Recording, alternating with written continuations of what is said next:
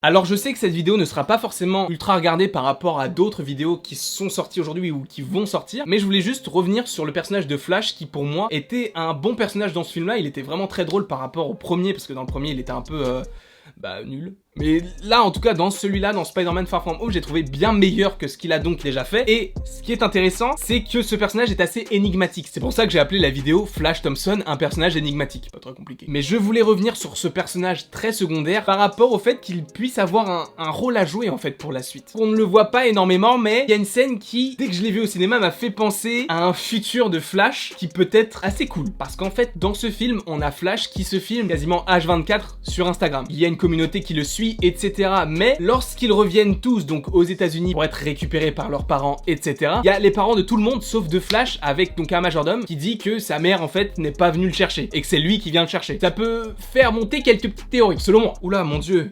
J'avais pas fermé le bouton, mon dieu. Oh le ringard. Je suis pas le genre de personne qui ferme pas le dernier bouton des polos, hein.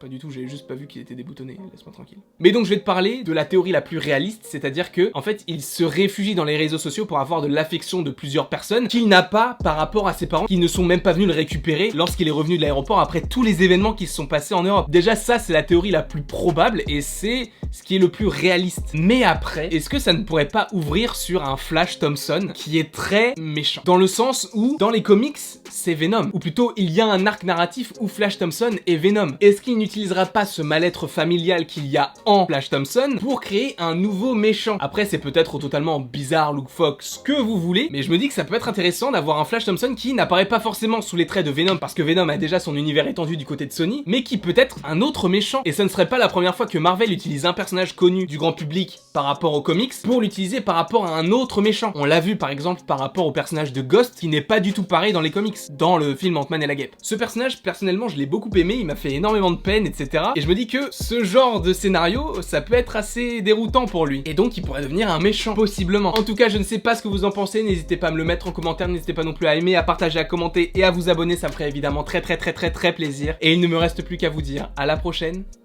pour la prochaine.